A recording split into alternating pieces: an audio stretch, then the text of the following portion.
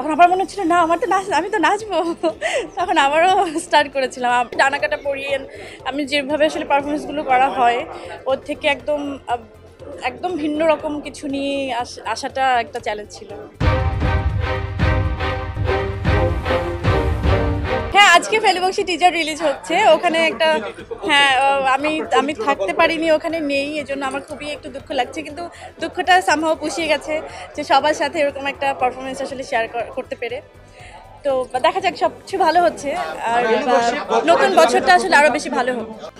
যখন আমি just turn করে আমি সবার দিকে তাকালাম, আমার আমার কোনো আমি সমস্ত নাচের মুদ্রা টুদ্রা সব কিছু হারিয়ে ফেলেছিলাম। কারণ আমি এতগুলো চোখ দেখছিলাম, আমি এই সাউন্ড সবার সামনে, সবার সাথে এত মানুষের সামনে যে এইরকম এই মিউজিকটা আসলে বাজবে, তখন আমার মনে হচ্ছিল আমি শুধু গানটাই শুনি, আমি নাচতে পারছিলাম না। তখন আবার মনে হচ্ছিল না আমার তো আমি তো নাচবো।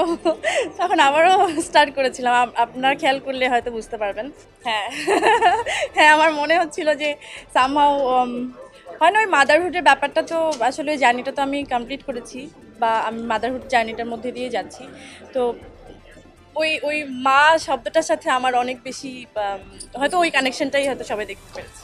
প্রথমে কিন্তু থমকে গেছিলাম, কারণ এই যে মিউজিকটার মানে এই সুরটা, এই টানটা আমরা একদম ছোটোবেলা থেকে শুনে শুনে বড় হয়েছি। তো এটার মধ্যে কোথাও একটা আমাদের প্রাণ, মানে প্রাণের খুব কাছের একটা গান, তাই না? তো হ্যাঁ, আমি একটু স্লিপ করছিলাম ওই সময়। না, ওখানে তো ওই হয় না যে আমি কাতারে গেছি তো ঠিক আছে, কিন্তু আমি যখন স্টেজে উঠছিলাম তখন আমি সামনে দেখেছিলাম যে এক টুকরো বাংলাদেশ। আমি শুধু বাংলাদেশকেই ফিল করেছি, আমার মানুষজনদের, আমার ভাষার লোকজনদের। তো আমার মনে হয়নি যে আমি আসলে অনেক দূরে চলে গেছি, আমার মনে হচ্ছে আমি বাংলাদেশের মধ্যেই দাঁড়িয়েছি।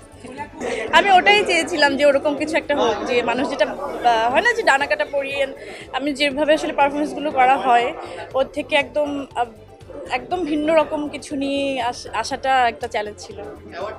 স্বামী ওখান থেকে বেরোনোর সাথে সাথে সবাই যেভাবে আমাকে জড়িয়ে ধরছিল, যে মানে দেখেন, শুধু আমি তো পারফরমেন্স করিনি, প্রত্যেকটা লোকরাই কিন্তু আপনারা করেছেন। সবাই যেভাবে আমার পারফরমেন্সের সাথে ছিলেন, এর থেকে বড় পাওয়া কিছু হতে পারে না। আসলে আমি খুবই খুবই কৃতজ্ঞ।